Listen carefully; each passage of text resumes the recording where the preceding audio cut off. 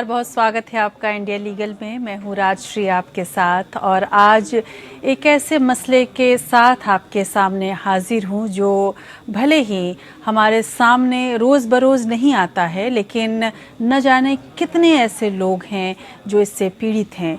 वो हमारे और आपके घर का दुख दर्द तो नहीं, लेकिन उन घरों का दुख दर्द ज़रूर है जो निरपराध हैं और सज़ा काटने पर मजबूर हैं। माना जाता है कि अपराध के बाद सज़ा काटने के लिए जेल जाया जाता है, लेकिन आरोपी के रूप से जेल में लंबे वक्त तक रहना किसी जुर्म की सज़ा काटने से कहीं ज़्यादा ख़राब है। और कुछ ऐसा ही लगता है कि आजकल देश पे हो रहा है। जी हाँ, हम बात कर रहे हैं अंडर ट्रायल या विचाराधीन कैदियों की। इंडिया जस्टिस रिपोर्ट की हालिया संस्करण में एक बार फिर से इस बात को बल मिला है कि बहुत सारे ऐसे लोग हैं जो निरपराध हैं और जेल में हैं। रिपोर्ट में कहा गया है कि हर 10 में से 7 कैदी अंडर ट्रायल हैं, यानी कि 69% कैदी विचाराधीन हैं। ये कैदी अपनी न्यायिक प्रक्रिया या केस खत्म होने का इंतज़ार कर रहे हैं। तब तक क्या ये अपराधी हैं? क्या इन्हें इसी तरह की सज़ा मिलनी चाहिए? सीआरपीसी की धारा 428 और 436(a) के और भारत के विधि आयोग की 78वीं रिपोर्ट के मुताबिक एक अंडर ट्रायल कैदी एक गैर दोषी व्यक्ति है जिसे जांच पूछताछ के लिए तो जेल में हिरासत में ले लिया गया है, या उस पर कोई केस है जिसमें वो आरोपी है। इसमें वैसे केस भी शामिल हैं जहां पर चार्जशीट दाखिल नहीं हुई है। अब इन स्थितियों में इन लोगों के साथ क्या मानवाधिकार का पालन हो पा रहा है? दरअसल केसों का भारी बोझ न्यायपालिका पर है। इसके कारण केस अनंत काल तक खिंचता ही जाता है और कभी कभी तो विचाराधीन कैदी अपने जुर्म की सज़ा से ज़्यादा वक्त सलाखों के पीछे रहकर काट चुका होता है। आंकड़ों की भाषा में बात करें तो 2016 में जेल ऑक्यूपेंसी रेट 114% थी, जो कि 2019 में 119% हो गई। दिल्ली की जेलों में कैदियों की संख्या सबसे ज़्यादा है, यानी कि 175%, और जिस जेल में 100 कैदी रह सकते हैं वहाँ 175 रह रहे हैं। इनमें विचाराधीन कैदी भी हैं। उत्तर प्रदेश में विचाराधीन बंदियों की अगर हम प्रतिशतता की बात करें तो 168 का प्रतिशत आता है और राज्यों में इससे कहीं ज़्यादा है। तो कहीं थोड़ा कहीं कम, लेकिन समस्या गंभीर है। जेलों में बंदी की क्षमता से ज़्यादा बंदी हैं। 2016 में देश की जेलों में 4,33,003 कैदी थे, जबकि 2019 में ये संख्या बढ़कर 4,78,600 हो गई। इनमें अंडर ट्रायल भी हैं। इसमें बहुत सारी बातें ऐसी हैं जो आपको और हमको चौंका देंगी। हैरान करने वाली बात यह है कि इस दौरान देश में जेलों की संख्या कम हुई है, लेकिन बंदियों की संख्या बढ़ गई है। 2016 में देश में 1412 जेलें थीं, जो अब घटकर 1350 रह गई हैं। जाहिर है कि जेलों में इस वक्त भीड़ है। देश की सेंट्रल जेलों में सबसे ज्यादा भीड़ भाड़ है। यहाँ क्षमता के अनुपात से 124% कैदी रहते हैं। देश में जेल कर्मियों की संख्या भी कम है। अधिकारियों के 1/3 पद खाली हैं। हर 1,617 कैदी पर एक कल्याण अधिकारी है। हर 16,503 कैदी पर एक मनोचिकित्सक है। रिपोर्ट में एक चौंकाने वाला खुलासा ये भी है कि जेलों में HIV यौन संक्रामक रोग 2 गुना से ज़्यादा बढ़कर 10 गुना हो गया है। और इसके अलावा यदि हम कोरोना की बात करें तो कोरोना के दौरान भी कुछ आंकड़े हमें कुछ इस तरह से दिखाते हैं कि ये स्थिति और कहीं ज़्यादा भयावह है।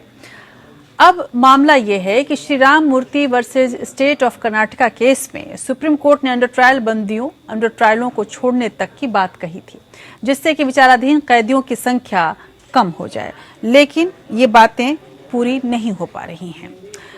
विचाराधीन कैदियों की संख्या में लगातार इजाफा हो रहा है। गरीब अपने बेल तक के लिए वकील अनुबंध नहीं कर पाते हैं। साथ में अशिक्षा के कारण उन्हें अपने कानूनी हक का पता नहीं होता है। महिला कैदियों की स्थिति कहीं और ज़्यादा बुरी है, कहीं ज़्यादा संवेदनशील। वे सामाजिक आर्थिक आधार पर कमज़ोर तो होते ही हैं। यदि वो बंदी हैं तो आप समझ सकते हैं कि उन्हें हमारे समाज में किस तरह से देखा जाएगा। अक्सर ही उन्हें अपने परिवार वालों का सहारा नहीं मिलता। वो अनाथ वहाँ पड़ी रहती हैं। महिलाओं की ये स्थितियाँ जेल में उनके जीवन पर ज़बरदस्त प्रभाव डालती हैं। सीमित शिक्षा और मजबूरी में दूसरों पर निर्भरता उनके लिए मुकदमे का सामना करने, वकीलों का सामना करने और कोर्ट में क्या होता है इसको समझने में एक बड़ी मुश्किल हो जाती है और इसके फलस्वरूप उन तक न्याय उसी रूप में पहुंच पाए इसकी संभावनाएं कम हो जाती हैं। इसके लिए उनके मानसिक स्वास्थ्य की विशेष ज़रूरत होती है उनको, जिस पर अभी तक विशेष ध्यान नहीं दिया गया है। Bureau of police research and development द्वारा जो रिपोर्ट, जो मॉडल जेल का मैनुअल तैयार किया गया है, उसके हिसाब से महिला डॉक्टरों, महिला अधीक्षकों की नियुक्ति की बात कही गई है। मॉडल जेल मैनुअल में महिला कैदियों के अलग रसोई और गर्भवती कैदियों के लिए खास देखभाल के साथ साथ अस्थायी रिहाई की भी सिफारिश है, लेकिन ये सब कुछ दिशा निर्देशों के किताबों में ही दर्ज है। जिला और राज्य के जेलों में अभी तक ये सब कुछ लागू नहीं हुआ है। महिला कैदियों के लिए, महिलाओं के लिए न्यूनतम आहार आवश्यकताओं का भी दिशा निर्देश है, लेकिन ये सब कुछ भी अभी तक नहीं हो पाया है। यानी कुल मिलाकर हम देखें तो एक वो दुनिया जो आज़ाद है, जहां हम सब अपने अधिकारों की बात करते हैं, एक वो दुनिया जो जेल के अंदर है, वो किस रूप में है, क्या वहाँ पर मानवाधिकार की सारी परिभाषाएं ख़त्म हो जाती हैं, इसमें आखिर कमी क्या है, स्थितियाँ क्यों नहीं सुधर रही हैं, इस पर ही आज हम बातचीत करने वाले हैं। और इससे एक नई इस बहस के बाद एक नई समाधान, एक नए राह की ओर बढ़ने की कोशिश करेंगे। पहले मैं आपको एक रिपोर्ट दिखाती हूँ। रिपोर्ट के आधार पर आप ये समझ पाएंगे कि जिस सभ्य समाज में हम रहते हैं, उस सभ्य समाज के जेलों की सच्चाई क्या है।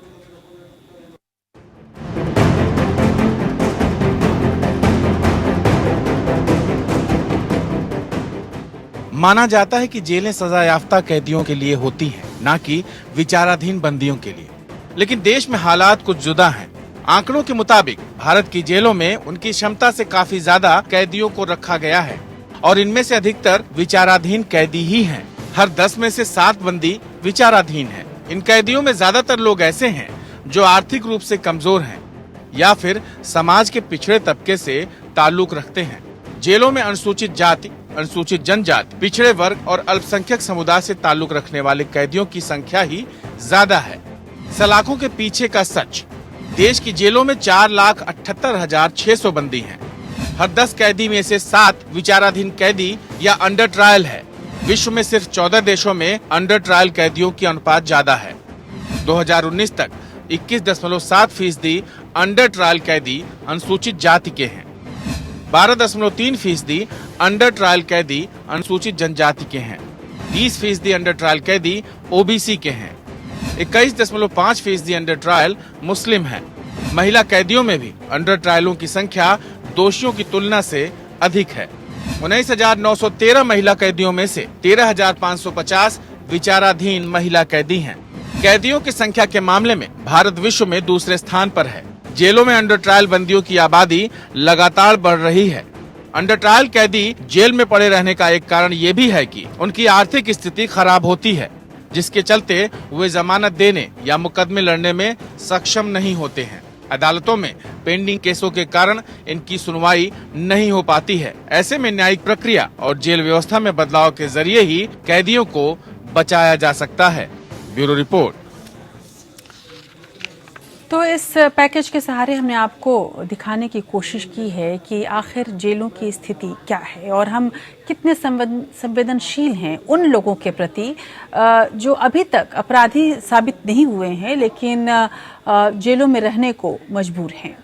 कुल मिलाकर इस स्थिति में ये कहा जा सकता है कि अभी की स्थिति काफ़ी गंभीर है, आंकड़े डराने वाले हैं। लेकिन क्या यही स्थिति रहेगी? क्या इसे बदलने की कोई राह हमारे पास नहीं है? ऐसा नहीं है। उम्मीद बहुत सारी हैं, स्थितियां बहुत बार बदली भी हैं और बहुत हद तक सुधरी भी हैं। और क्या सुधार की ज़रूरत है, इसी पर आज हम बात कर रहे हैं। हमारे साथ बेहद ख़ास पैनल जुड़ रहा है। हमारे साथ जुड़ रहे हैं जस्टिस के जी बालाकृष्णन, पूर्व chief justice of India, Bharat के पूर्व प्रधान न्यायाधीश और लंबे समय तक मानवाधिकार आयोग के भी अध्यक्ष रह चुके हैं। आमोद कंठ हमारे साथ जुड़ेंगे, पूर्व डीजीपी, और Renu Nag learning head India Vision Foundation से जुड़ी हुई हैं और जो कि विशेष कार्य के लिए जानी जाती हैं, विशेषकर उन महिला अंडर ट्रायल्स के लिए सबसे ज़्यादा उन्होंने काम किया है जो पीड़ित रही हैं। हमारे साथ विजय राघवन जुड़ रहे हैं, प्रोफेसर टिस मुंबई के। बहुत बहुत शुक्रिया आप सबों का मेरे साथ इस शो में जुड़ने के लिए, और आप लोगों के स्वागत के साथ I will start with you justice KG. Balakrishnan. The latest report has said that about 70% of the prisoners are under trials. How serious is the problem you find? It is really a serious problem. Sir. About 5 years back, it is 67.5%. It has increased to 70%. Sir. So that is a sad indication. The jails are intended for convicted people. Sir. But now the jails are occupied by the prisoners. And some of them have been languishing in jail Sir. for a long period. That is also very sad. The trials are not taking place. It takes longer time. So naturally, these accused have to be in the jail for a long time. Sir. And the Supreme Court had earlier ordered that half the sentence prescribed for the particular punishment for he has been charged. Sir. And has completed that portion, he should be released. But that also did not work well, or I don't think a large number of people were released. Sir. No, very few, sir. Very few people has been released till now. But thing is this, sir, what is the main reason why we are so, we are not sensitive enough towards the under trials? Not sensitive. Court should be liberal in granting bail. Sir. So if the accused is not likely to escape from the justice, and why should be kept in jail? He will come when the trial starts. Exactly, yeah. What is the problem with the court? Definitely, yes, sir. And Vijay Raghavan साहब हमारे साथ हैं, sir. Just to give you more larger picture about the under trials, I would love to come to Mr. Raghavan to you. ये जो under trial की समस्या है, sir, उसको आप कैसे देखते हैं? आपके जो पर्सनल एक्सपीरियंस हैं वो कैसे? आपने इतने अंडर ट्रायल्स पे काम किया है, जाहिर सी बात है कि आपके पास ऐसी कहानियां होंगी जो बिल्कुल दिल को छू लेंगी और ये सोचने पर मजबूर कर देंगी कि क्या वाकई हम मानवाधिकार के रक्षक रह गए हैं। आपके कैसे अनुभव रहे, सर?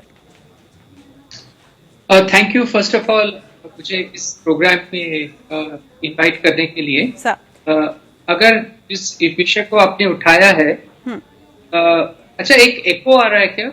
नो सर, आप प्लीज गो अहेड सर, हम सुन पा रहे हैं। ठीक है, क्या तो एक्चुअली मुझे एको आ रहा है।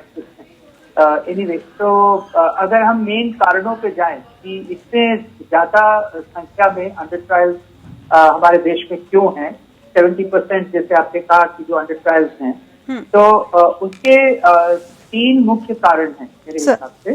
पहला ये है कि जो हमारे देश में बेल का जो सिस्टम है वो मॉनिटरी बेसिस पे बेल दिया जाता है। दैट मीन्स या तो आपको श्योरिटी प्रोड्यूस करना पड़ता है, जैसे 50,000 रुपया का अगर आपको श्योरिटी दिया गया है, इसका मतलब है कि आपको किसी ऐसे व्यक्ति को खड़ा करना पड़ेगा जो जरूरत पड़ने पे 50,000 रुपया भर सके कोर्ट में, अगर वो अंडर ट्रायल बाद में अब्सकॉन्ड हो जाता है। और दूसरा कैश बेल है, जहां आपको कैश डिपॉजिट करना पड़ता है कोर्ट में, और केस खत्म होने के बाद आपको वो कैश वापस मिल जाता है। ये मेन कारण है कि ज्यादा से ज्यादा लोग जो गरीब तबकों से आते हैं उनको बेल का फायदा नहीं मिल पाता है। दूसरी बात यह है कि सुप्रीम कोर्ट का एक बहुत फेमस जजमेंट है Avnish Kumar versus state of Bihar, जिसमें ये सुप्रीम कोर्ट के डायरेक्शन दिए हैं कि अगर कोई भी व्यक्ति को किसी ऐसे अपराध में अरेस्ट किया गया है जिस अपराध का मैक्सिमम सेंटेंस 7 साल या 7 साल से कम है, तो ऐसे व्यक्ति को अरेस्ट करना ही नहीं चाहिए ऑर्डिनरी सर्कमस्टेंसेस में। उसको सिर्फ चार्ज करना चाहिए जो भी उसके खिलाफ अपराध है, और उसे कहा जाना चाहिए कि जब कोर्ट में केस शुरू होगा तो आपको कोर्ट में हाजिर होना पड़ेगा। लेकिन पुलिस जो है ये जजमेंट का पालन नहीं करती है फॉर वेरियस रीजन, और इसके वजह से कई ऐसे कैदी जो अंडर ट्रायल हैं, विचाराधीन कैदी जेल में हैं, जो अवनीश कुमार के जजमेंट के हिसाब से उनको अंदर नहीं रहना चाहिए। और लास्ट पॉइंट मैं इसमें ये कहूंगा कि हमारे देश में एक बहुत अच्छा कानून है, प्रोबेशन ऑफ ऑफेंडर्स एक्ट 1958, जिसके हिसाब से अगर किसी को मौत की सजा या लाइफ इम्प्रिजनमेंट छोड़ के किसी और जितने भी ऑफेंसेस में अगर किसी को अरेस्ट किया गया है और अगर उसका जुर्म साबित होता है तो उस व्यक्ति को वापस कम्युनिटी में छोड़ा जा सकता है under probation for a period ranging from 1 to 3 years।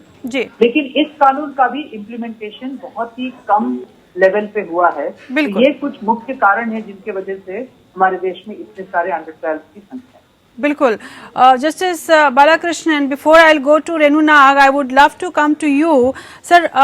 As Mr. Raghavan has specified the things, do you think that problem of under trials should linked with access to justice?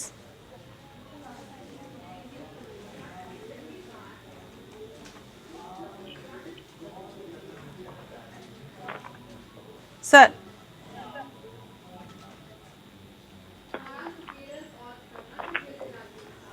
Sir, I'm really sorry, sir. There is some technical problem. I would come to you. Some audio glitch is there. I will come to you, sir. Before that, I'll go to Renu Nag. Renu Nag जी, इसके पहले कि बालाकृष्णन साहब से हम सुने और ये जानने की कोशिश करें कि ये एक्सेस टू जस्टिस का कितना वायलेशन है, ह्यूमन राइट्स मानवाधिकार का कितना वायलेशन है। एक तस्वीर तो एक ये है जिसको एक अंडर ट्रायल्स लार्ज, जो चाहे वो पुरुष हो चाहे महिला हो, लेकिन एक अलग तस्वीर वो है जो केवल महिलाओं की है और जो बड़ी खौफनाक है, जो बड़ी डराती है। अगर कोई महिला समाज में ऐसी हो जो किसी भी तरह के कोई आरोप में फंस जाए और वो अगर बंदी बन जाती है, तो मैं समझ सकती हूँ कि हमारा समाज किस तरह से इस चीज़ को लेता है और उसकी लड़ाई कितनी मुश्किल हो जाती है। लेकिन आप इस पूरी समस्या को बहुत नज़दीकी से जो आपने देखा है, किस तरह से देखा है? सबसे पहले तो मैं ये कहूंगी, क्योंकि एक महिला जब अंदर आती है तो पीछे वो अपने परिवार में बच्चों को सबसे पहले छोड़ कर आती है जी। एज पर इंडियन लॉ जो 6 साल से छोटा बच्चा है वो तो उसके साथ अंदर आ जाता है, पर पीछे जो उसका परिवार रह जाता है, जो 6 साल से बच्चे बड़े हैं उनकी वो पीछे रह जाते हैं, तो उनकी समस्या के साथ वो अंदर आती है। उसके बाद अंदर आने के बाद उसकी सबसे बड़ी चिंता ये होती है किस तरह से वो जिस माहौल में आई है उसको कुछ समझ नहीं आता। कई बार तो हमारा ये अनुभव रहा है कि ज्यादातर महिला कैदियों को ये नहीं पता कि वो अंदर है क्यों, उन्हें केस के बारे में कुछ नहीं पता होता है।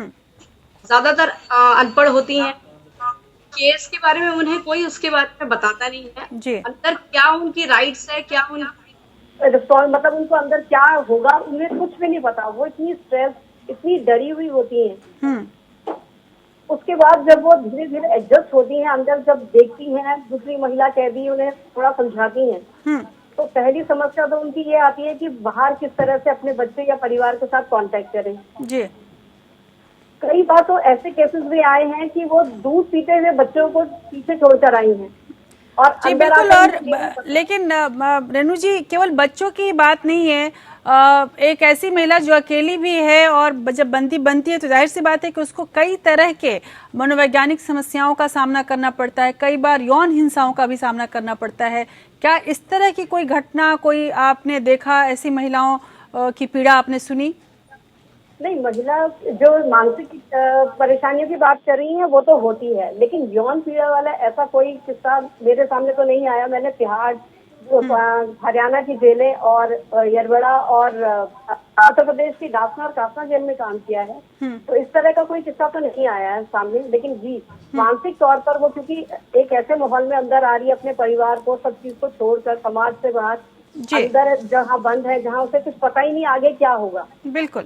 तो कई तरह की परेशानियां उसके मन में आती हैं और उन परेशानियों को झेलती है। तो मेंटल स्ट्रेस, डिप्रेशन, इस तरह की काफी जो इश्यूज हैं वो महिला कैदियों में देखने को मिलते हैं। बिल्कुल। और जब इस तरह की अगर बंदियों की बात चलती है तो पुलिस की भूमिका बेहद महत्वपूर्ण हो जाती है। अमोद कंठ साहब हमारे साथ जुड़े हुए हैं। अमोद कंठ साहब, जब अंडर ट्रायल की बात चल रही है, बंदियों की बात चल रही है, और अगर ये कहा जाए कि उनको हमें कोर्ट के सिस्टम में थोड़ी तेजी लाने की ज़रूरत है, बेल्स देने की ज़रूरत है, जैसे कि जस्टिस बालाकृष्णन ने भी कहा, लेकिन इस बीच में जो पुलिस की भूमिका है वो बहुत महत्वपूर्ण हो जाती है, चाहे वो चार्जशीट दाखिल करने की बात हो या फिर उनको जो अंडर ट्रायल्स के साथ सुलूक की बात है।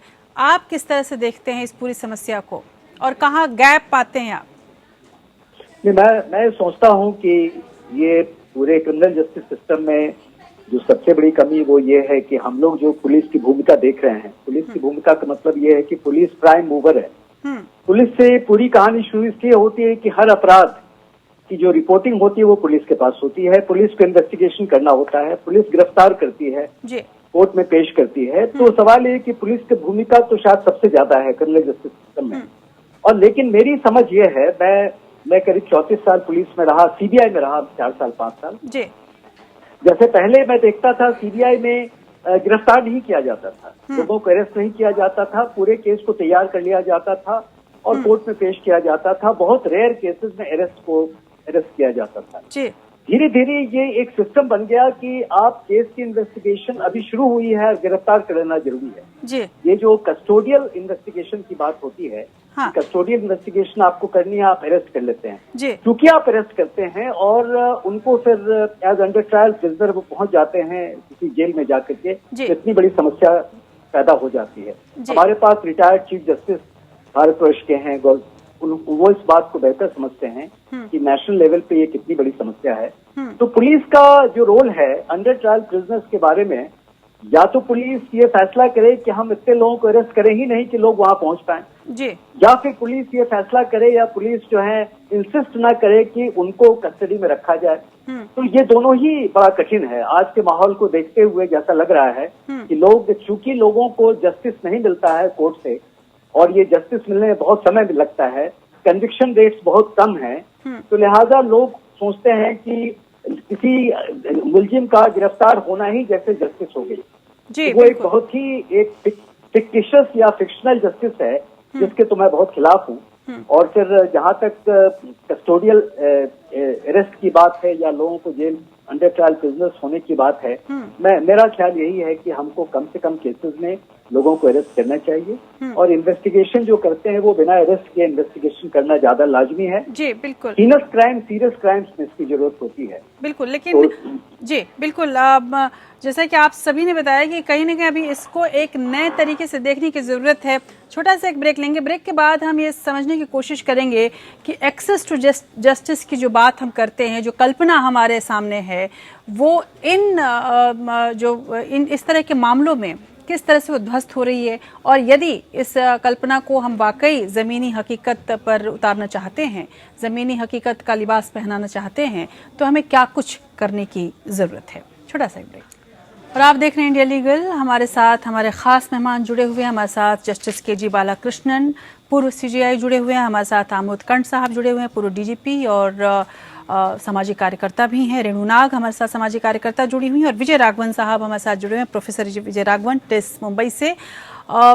ये चारों ही हमारे पैनलिस्ट विषय के बेहद जानकार, और आज हम बात कर रहे हैं कि अंडर ट्रायल्स के साथ कितना न्याय हो पा रहा है, और अंडर ट्रायल्स के साथ जो स्थितियां पैदा हो रही हैं, आखिर सुप्रीम कोर्ट के आज्ञा के बाद भी वो आंकड़े क्यों डरा रहे हैं कि जेलों की संख्या कम हो रही है, बंदियों की संख्या बढ़ती जा रही है। Justice Balakrishnan, I will come to you sir. as our panelist has raised this point, the situation of the under trial is very much connected with access to justice, very much connected with human rights. You have headed NHRC. How much is NHRC concerned about prison reform? What can it do? As regards prison reforms, we are constantly getting reports from the various jails. Sir. We get the statistics, and we are also concerned with the welfare of the inmates of the jail. Sir. In Tisasari and also in Calcutta jail, we said that some children are forced to be in the jail. Sir. Because the mothers are arrested. So we said that there should be nursery school or basic school should be there. That also done at our instance. Then if there is any facilities, we also said that the facilities should be extended to the prisoners. And we used to visit the various prisons also. What are the various problems they faced by these under trial prisoners? The problem is that they are not able to have proper access to justice. Sir. They are not able to file bail application. They are not able to produce sureties. So they do not know how to face this our judicial system properly. Sir. So they are undergoing in the prison. Sir. And many of them are. It is very sad that they are in jail for petty offences. Yes. Yes. So because they continue there just because there is nobody to advise them. Exactly. And the court also is very unfortunately not taking special care. Sir. Because of the large number of cases, they don't have time to attend to things. So, in cases where there are more offences are involved, they should be released on personal bond. Sir. And the police should be careful in producing them as and when the trial starts. And the police also should not take a very stiff stand in such cases. And the custodial interrogation is required only for few cases, very serious offences. All petty offences, what is the detailed custodial interrogation is required? Sir. Not required at all. Exactly. They will get the information at the right moment. But unfortunately, these are all to be properly investigated and conducted by the various high courts. I feel that the high court is the proper authority entrust this work to any serious judicial officer or any other officer to visit the jails and see that nobody is there for more than unreasonable period in the jail. Sir. Yes, but there is some lacunas in this whole system, sir, undoubtedly. अमोदकंड साहब, आपको लगता है कि ये under trials के साथ यदि हम न्याय दिलाने की बात करते हैं तो बहुत हद तक पुलिस रिफॉर्म से भी जुड़ जाता है और पुलिस की पूरी जो कार्यप्रणाली है उसमें भी बहुत कुछ चेंज करने की ज़रूरत है ताकि बंदियों को कम से कम न्याय सही वक्त पर मिल सके? देखिए, आप पुलिस को एक अलग से ना देखें। जो ये पूरी की पूरी क्रिमिनल जस्टिस सिस्टम है जिसके अंदर पुलिस का बहुत इंपॉर्टेंट रोल है, इसमें कोई शक की बात नहीं है। हर लेवल के कोर्ट्स हैं, सुप्रीम कोर्ट से लेकर के और मैजिस्ट्रेट के कोर्ट तक, प्रोसिक्यूशन है, डिफेंस लॉयर्स हैं और अल्टीमेटली ये प्रिजन एडमिनिस्ट्रेशन है, करेक्शनल सर्विसेज हैं। ये तमाम एक ही चीज है, इनको आप अलग देखने की कोशिश ना करें। अगर आप देखते हैं ये तो एक स्थिति को आप देख रहे हैं जबकि कोई 4,60,000 बिजनेस में 70% जो बिजनेस हैं वो अंडर ट्रायल हैं और जबकि अंडर ट्रायल प्रिजनर्स का कितनी बड़ी संख्या नहीं होनी चाहिए। जी। हम लोगों ने जो स्टडीज किए, जो नेशनल क्राइम रिकॉर्ड ब्यूरो ने हर साल जो स्टडी किया है, हाँ। आप उससे देखिए करीब 41% ऐसे लोग होते हैं जो कि स्कूल ड्रॉप आउट होते हैं। 30% ऐसे लोग होते हैं अंडर ट्रायल प्रिजनर्स में जो कि इलिटरेट हैं, और करीब 65% ऐसे लोग हैं जो लोग schedule caste, schedule tribe, backward classes के हैं। जी। जो मुस्लिम हमारे भाई हैं उनकी संख्या तो 20% के आसपास है। तो आप अंदाज कीजिए कि ये पूरा का पूरा जो पॉपुलेशन है ये डिप्राइव्ड पॉपुलेशन है, ये सोशियो इकोनॉमिकली डिप्राइव्ड पॉपुलेशन है। अगर हमारे देश में इतना पावरफुल लीगल सर्विस अथॉरिटी बनी हुई है, कानून बना हुआ है, हर लेवल पे जुडिशरी उनको कंट्रोल करती है, तो क्यों इतनी बड़ी संख्या में ये गरीब बेसहारा परेशान लोग जेल में पड़े हुए हैं? जी बिल्कुल, इनको वहाँ नहीं होना चाहिए। जी बिल्कुल, गिरफ्तारी से शुरू हो जाती है, जी ये बात गिरफ्तारी से शुरू होती है और जेल तक कंटिन्यू करती है। जी प्रोफेसर राघवन, इसका जवाब आप देना चाहेंगे? आखिर इसके पीछे क्या कारण है? यस, देखिए इसमें जो मेन इश्यू है मेरे हिसाब से, जब एक्सेस टू जस्टिस की आप बात करते हैं तो मेन इश्यू है absence of quality legal aid service. और इसका जो कारण ये है कि हर डिस्ट्रिक्ट में डिस्ट्रिक्ट लीगल सर्विसेज अथॉरिटी है जो हाईकोर्ट के सुपरविजन के अंदर काम करता है। डिस्ट्रिक्ट लीगल सर्विसेज अथॉरिटी का काम है कि जो भी अंडर ट्रायल प्रिजनर है उसको अगर लॉयर की जरूरत है या लीगल गाइडेंस की जरूरत है तो उनके तरफ से उसको लॉयर दिया जाना चाहिए, ताकि उसके केस में bail, remand stage, bail stage और ट्रायल स्टेज में उसको प्रॉपर तरीके से लीगली रिप्रेजेंट किया जाए। अगर उसका बेल अमाउंट हाई है तो उस बेल अमाउंट को कम करने के लिए याचिका दी जा सकती है। अगर श्योरिटी बेल है तो कैश बेल की याचिका दी जा सकती है। अगर श्योरिटी और कैश बेल का भी क्षमता नहीं है तो पर्सनल बॉन्ड पे रिलीज करने की याचिका दी जा सकती है।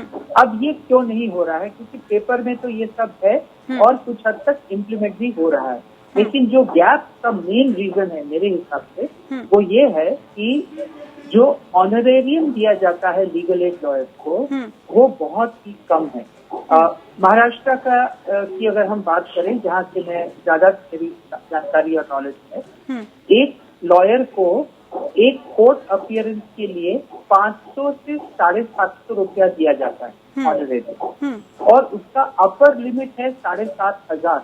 मतलब अगर किसी लॉयर ने 2 साल एक केस में काम किया है फिर भी ज्यादा से ज्यादा उसे 7,500 ही मिलेगी। तो अगर इस तरह का ऑनरेरियम स्ट्रक्चर हम रखेंगे तो जाहिर सी बात है कि जो कॉम्पिटेंट और अच्छे लॉयर्स हैं वो लीगल एड के पैनल में नहीं आएंगे। बहुत कम ऐसे अच्छे लॉयर्स हैं जो out of interest legal aid system में ज्वाइन हो जाएंगे। तो मेरे हिसाब से जो अंडर ट्रायल का पॉपुलेशन है, अगर उसको कम करना है तो हमें हमारा लीगल एड सिस्टम को अच्छी तरीके से इम्प्रूव करना चाहिए।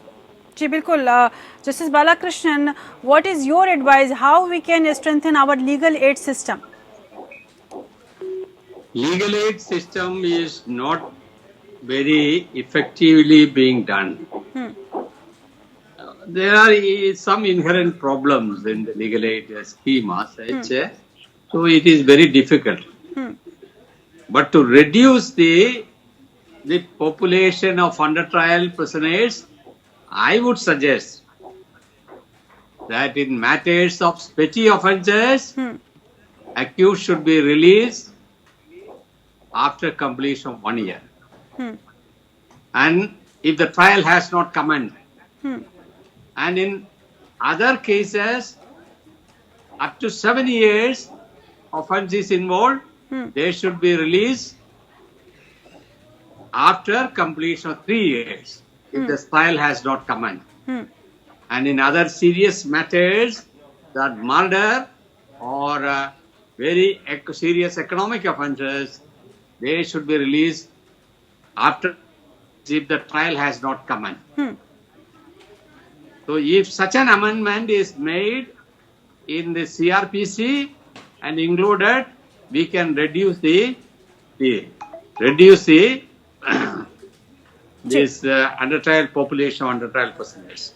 But we should also be careful that if the accused or availing this benefit interferes with the witness or interferes or trying to win over the witness, or persuade the witness to give false evidence, then there should be strict attitude and they should be immediately taken into custody and shall not be extended any benefit. Sir. Such a amendment is made. I think we can, to some extent, we can control the population.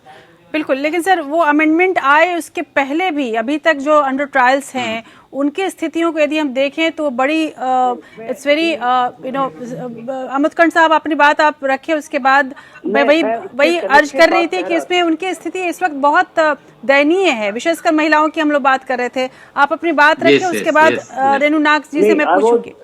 I was referring to Justice Balakrishna's comment on that. Sir. He already served this the amendment which was brought under 436 ACRPC. That amendment is very significant. And according to that amendment, sir, if a person is under trial, half the time of the given punishment sentence, the person should be released straightway. That is one. Sir. So now, sir, if you look at the petty offences where the punishment is less than 2 years, in that situation, majority of them should actually be released completely. I mean, there is no way we can keep them in the custody. I do not know why they happen to be in the jail. And then there is no need. They can be released on personal bond. Because majority of these people, sir, as I mentioned to you, that 65% being scheduled caste, scheduled tribe, backward, 41% being, kind of illiterate people or out of school young people. So in that kind of situation, I think the support has to come, and the judges, the magistrates and judges, they should take suo motu action. When the CRPC is so clear about it and the amendments have been carried out already, it is incumbent on the judges. जो judges हैं, magistrates बैठे हुए हैं, उनको release कर देना चाहिए। अभी भी आप देखिए सर, ये कोविड के जमाने में जब ये फैसला किया लोगों ने कि भाई रिलीज कर दिया जाए लोगों को, क्योंकि वो सोशल डिस्टेंसिंग पॉसिबल नहीं था। मैं समझता हूँ कुछ 46,000 business release during this period also. तो ऐसा कोई तूफान तो नहीं आया सर। मैं समझता हूँ कि ये अभी भी एग्जिस्टिंग सिस्टम में, क्योंकि देखिए पुलिस की अथॉरिटी नहीं है, प्रोसिक्यूशन का रोल है। The prosecution has to play a role. बिल्कुल, prosecution in the court sir. Exactly. Justice Balakrishnan, you will react on this? It is not fully correct on facts. That is the difficulty. Sir. These are all implemented, but it is not being fully implemented by the various courts. Sir. Various courts. That is the problem. Otherwise, if it is strictly followed, there would have been a fairly large number of people would have been released. But do you petty offences are also, to my knowledge, there are so many people inside the jail. Sir, do you think, sir, increased role of Lok Adalat will help in this? So the Lok Adalat no. They are very much empowered. It is only regarding trial and settlement and all. But how the court can settle regarding the jail, it is not possible. It is regarding the final verdict of the case. या but जैसा कि professor Raghavan ने भी बताया कि सबसे ज़्यादा ज़रूरत ये है कि पुलिस और कोर्ट के बीच की जो कड़ी है, जो लीगल एड देने वाले वकीलों की है, उन सरकारी वकीलों का रवैया भी, और चूँकि उन्हें इसमें कोई ज़्यादा पैसा नहीं मिलता तो ऐसे वो उनको इच्छा भी नहीं होती जाने के लिए। महिलाओं के अगर हम स्थिति की बात करें, रेणु नाग जी, आपने किस तरह से देखा है, क्या महिला जो अंडर ट्रायल्स है उनकी पहुंच वकीलों तक हो पाती है? कई ऐसे हमने जब मैं इस शो की प्लान कर रही थी तो कई ऐसे स्टडीज़ भी आई जिसमें महिलाएं वकील भी उनके पास कौन हो ये भी नहीं समझ पा रही थी, और उन्हें वकील चाहिए कि नहीं चाहिए, किस तरह से लेना है, वो भी उनकी समझ यहाँ तक भी नहीं थी। उसके अलावा यदि हम जब तक, ये तो तब की बात है जब हम बेल हो जाएगा और हम बाहर निकल जाएं, जल्दी कैसे बाहर निकल जाएं, ये तो एग्जिट गेट की हम बात कर रहे हैं, पर जितने देर तक भी महिलाएं रहती हैं जेल में, उनकी जो स्थिति होती है, बैरक की जो स्थिति होती है, जो कहानियां हमने सुनी है, जो रिपोर्ट्स हमने देखी हैं, जाहिर सी बात है कि वो सब कुछ सही नहीं है, सब कुछ वहाँ ठीक ठाक नहीं है। आप किस तरह से आंकती हैं इस पूरी स्थिति को? अगर मैं जेलों की कंडीशन पे बात करूं तो मैं ये मानती हूँ, जहाँ जहाँ इंडिया विजन फाउंडेशन ने काम किया है वहाँ पर जेलों में सुधार इसलिए है कि वहाँ की जो एडमिनिस्ट्रेशन है वो बहुत एक्टिव रही है। तो अगर मैं हरियाणा और खासकर तिहाड़ की बात करूं तो तिहाड़ में क्योंकि काफी सारे एडमिनिस्ट्रेशन बहुत प्रो एक्टिव है, तो उसकी वजह से वहाँ के वार्ड्स की हालत बाकी जेलों के कंपैरिजन में बहुत अच्छी है, ये मैं कहूंगी खुद, क्योंकि बाकी जगह पे हमने देखा है। और क्योंकि जैसे ऑलरेडी पैनलिस्ट बाकी बता ही रहे हैं कि ओवर पॉपुलेशन है, उसकी वजह से भी काफी सारी मतलब समस्याएं मेल प्रिजन में और मेल वार्ड में हैं। लेकिन फीमेल अगर वार्ड की बात करूं जहां महिला बंदी हैं, तो मैं ये मानती हूँ क्योंकि उनकी पॉपुलेशन बहुत कम है और हरियाणा की जेलें तो काफी बड़े तौर पे बनी हुई है, काफी बड़ा नंबर है और इस तरह से बनी हुई है, नई जेलें बनी है, तो उसमें कंडीशन इतनी बुरी नहीं है, तो कंडीशन वहाँ पे ठीक है। लेकिन ये सही बात है कि क्योंकि जो अंडर ट्रायल और कॉन्विक्ट जो है उनका कैटेगराइजेशन नहीं होता है, उन्हें अलग अलग कहीं पे नहीं रखा जाता है, स्पेशली उत्तर प्रदेश में तो हम देखते हैं, तो उसकी वजह से काफी दिक्कत है। क्योंकि वो दोनों जब मिलती हैं तब काफी सारी चीजें जो है वो एक दूसरे से एक्सचेंज जब हो जाती है, वो मुझे लगता है कि अगर दोनों को अलग अलग रखा जाए, नई बंदी और पुरानी बंदियों को, कॉन्विक्ट और अंडर ट्रायल को कैटेगरीज उनकी बने जैसे लिखा हुआ है मैनुअल में, तो काफी सारी समस्याओं को हम कम कर सकते हैं। बिल्कुल।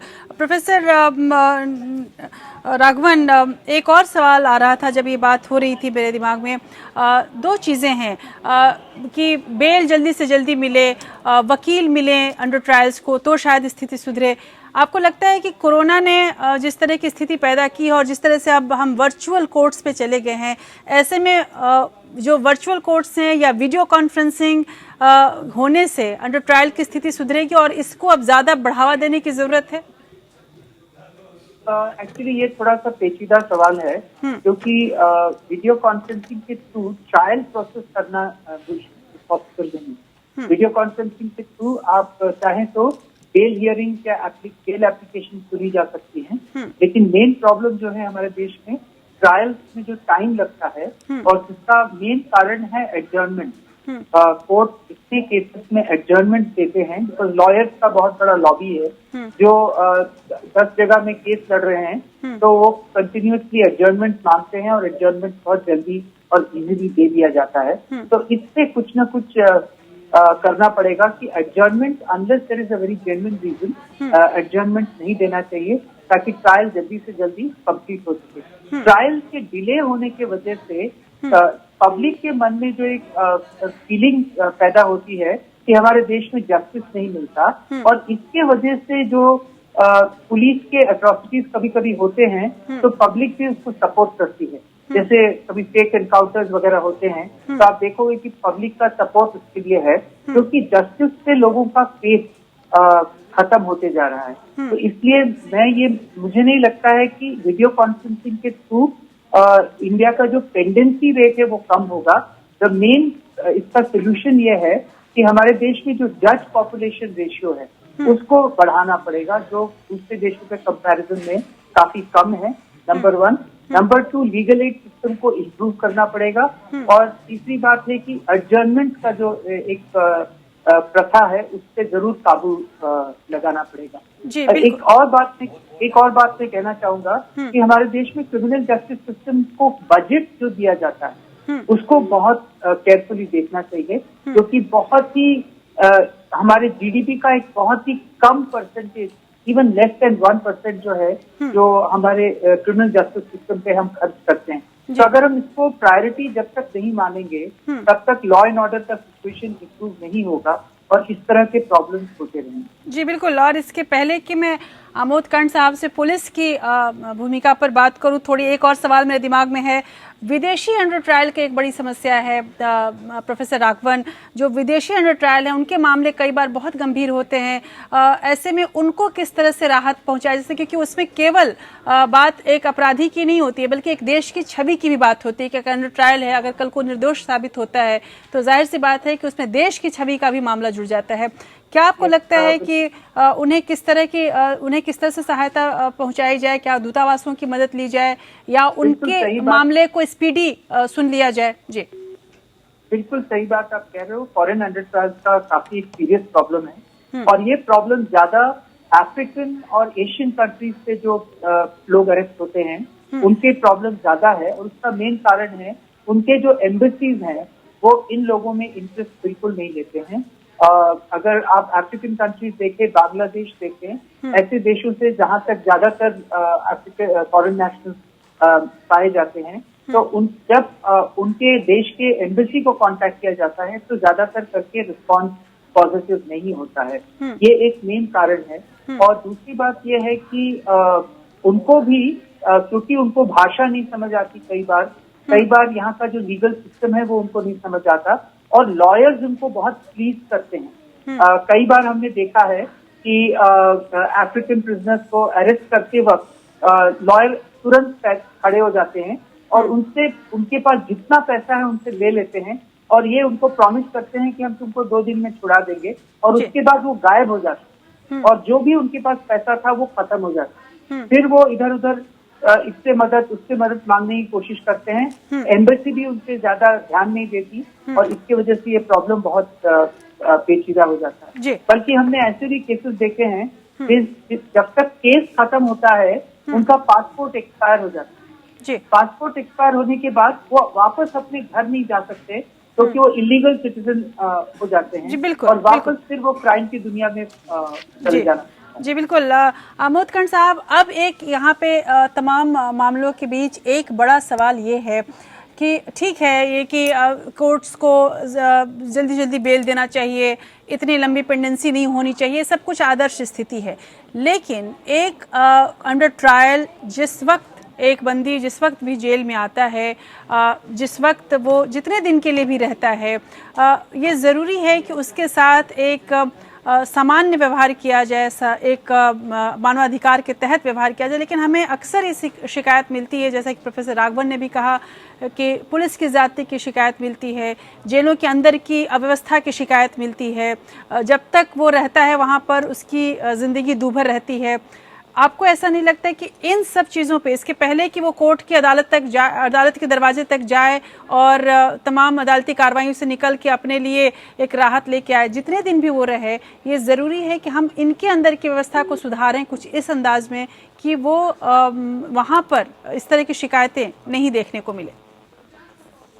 देखिए, पहली बात है कि जो मेरा तजुर्बा है, जो मैंने देखा इतने साल तक पुलिस के नौकरी में और प्रयास के माध्यम से, चाइल्ड राइट्स कमीशन के माध्यम से जहां मैंने काम किया है पिछले 32 साल से, तो मेरा तजुर्बा यह है कि लोगों की समझ, जो आम आदमी की समझ है, जो लोग अंडर ट्रायल प्रिजनर्स बन जाते हैं, बहुत लोग या पुलिस के गिरफ्त में आ जाते हैं, पुलिस की कस्टडी में आ जाते हैं, या पुलिस अरेस्ट करने वाली होती है तो परेशान होते हैं, उनमें जो उनकी इतनी कम समझ होती है कानून के बारे में, वो समझते ही नहीं है कि उनके अधिकार क्या है। जो मैं फिर से रेफर कर रहा था 436 CRPC को, और दूसरा जो है कि देखिए, प्रोसिक्यूटर अगर मान लीजिए कि किसी व्यक्ति की सजा 1 साल तक की है, और अगर 1 साल का समय पूरा हो गया, तो कानून ये कहता है कि प्रोसिक्यूटर से इस बात की रिपोर्ट लेकर के, और पुलिस को भी पार्टी होना चाहिए, इसकी रिपोर्ट लेकर के उसको छोड़ देना चाहिए, क्योंकि जब जितना समय प्रिस्क्राइब्ड है उस ऑफेंस के लिए, उस समय के बियॉन्ड वो आदमी जेल में रह चुका है। और ऐसे हजारों हजार केस हैं जिसमें कि वो व्यक्ति जेल में रह चुका है। तो मेरे कहने का मतलब ये है कि हम लोग एक, sir, I think honourable former chief justice of India is there and he understands, sir, we are running in a system which was the byproduct of 1857 first war of independence. IPC's 1860 vintage, 1861 vintage is Indian Police Act. Indian Police Act was meant to subjugate people. It was meant to suppress people. It was not meant to look after people and support people. हम लोगों का role, एक और problem मैं बताऊं, Indian system जो है वो एक्यूजेटरी सिस्टम है, इंक्विजिटरी नहीं है. We are following an accusatory system. The role of police is only to accuse, to find evidence against the person. The role of police is not to find the truth or to investigate the truth. ये बहुत बड़ी समस्या है, और इसलिए जो है ये प्रॉब्लम चल रहा है. लेकिन दूसरी बात ये जरूरी है कि पुलिस के रवैया को, पुलिस के सिस्टम को भी चेंज करना पड़ेगा. लेकिन मैं फिर बार बार इस बात को कहता हूँ कि criminal justice system is a seamless, should be a seamless whole. Why should we look at the police only as an agency playing a specific role? बिल्कुल बिल्कुल. लेकिन सर, जैसा आपने कहा कि पुलिस की रोल में जो एक कंट्राडिक्शन है न्यायिक व्यवस्था में और पुलिस की भूमिका में, कंट्राडिक्शन, विरोधाभास अभी दिख रहा है। जस्टिस बालाकृष्णन से ही मैं जानना चाहूंगी, how we can rectify this contradiction, justice Balakrishnan, so that the whole criminal justice should work in one scenario rather full of the contradictions. Of course, it is introduced by the British people. But all our laws are introduced by the British people. All criminal justice system, criminal procedure code, penal code, evidence act, everything. But I think this is the right time to change it, sir. No. It is not easy to change. These are all drafted by very eminent persons, very well-known jurists. It is not that easy to tinker with these laws, sir, unless there are very particular lacunae or difficulty in that. We shall. They are not simple laws which can be suddenly changed. Police is inquisitive also. They should inquire whether he is accused is innocent. They should show the guts to say that he is innocent and tell the court that he has not committed the offence. Not always accusative. Of course, the system is there may be some pressure from various corners. That is different.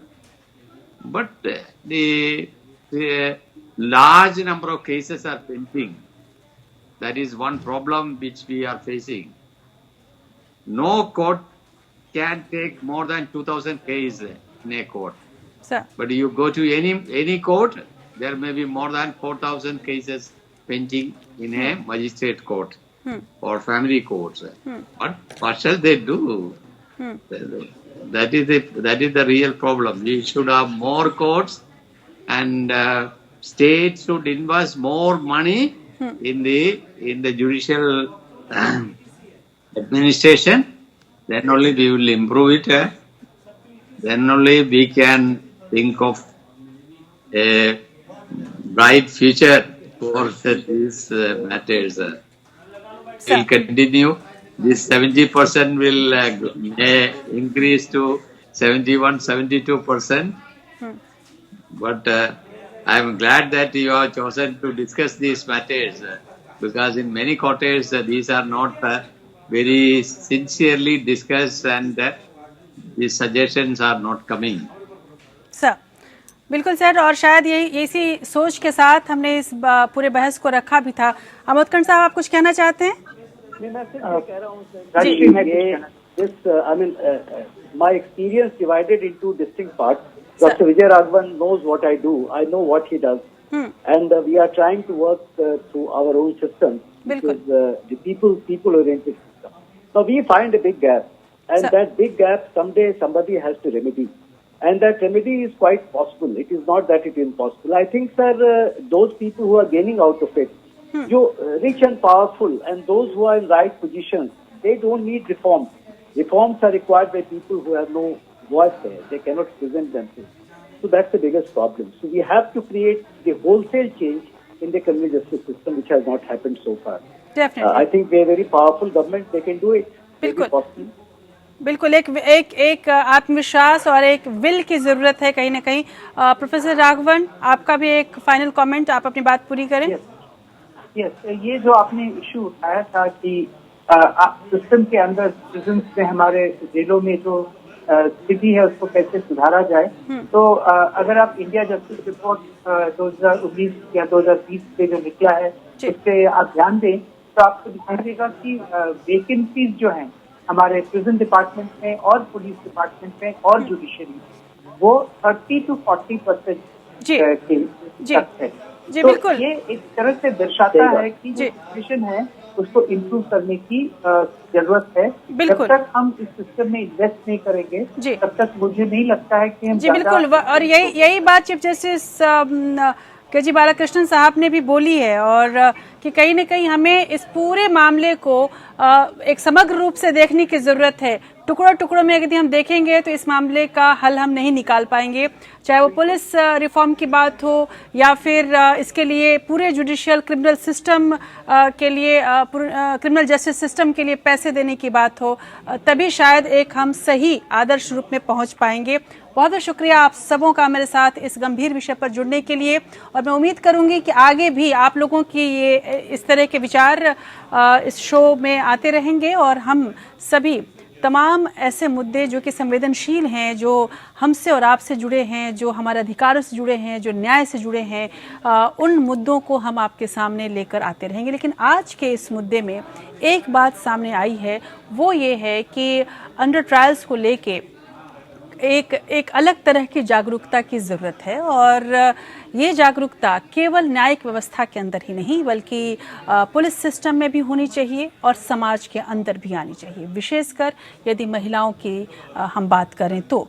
और केवल महिलाओं की ही नहीं बल्कि हर एक व्यक्ति अपराधी ही है, हर एक बंदी अपराधी ही है, ये मान लेना गलत होगा। यदि हमारे समाज के अंदर इस तरह के जो विचार हैं कि हर एक बंदी अपराधी हो जाता है, इस तरह के विचारों को एक तरह से जगह न मिले, तो जाहिर सी बात है कि और पुलिस के अंदर संवेदनशीलता लाई जाए, न्यायिक प्रक्रिया को जितना ही तेज़ किया जाएगा वो उतना ही हम इन अंडर ट्रायल्स के लिए न्याय को पहुंचाने में हम मदद कर पाएंगे। पर इन सब के पीछे जो एक मूल बात है वो ये है कि सरकार को, समाज को इस समस्या के प्रति संवेदनशील होना पड़ेगा। केवल रिपोर्ट्स आएँ, बहस हो, बातें हों, विचार हो और परिवर्तन न हो तो सारी रिपोर्ट्स धरी की धरी रह जाएंगी। रिपोर्ट ये आई है कि अंडर ट्रायल्स की स्थिति गंभीर है, तो जाहिर सी बात है कि अब इस रिपोर्ट पर कार्रवाई करने की ज़रूरत है।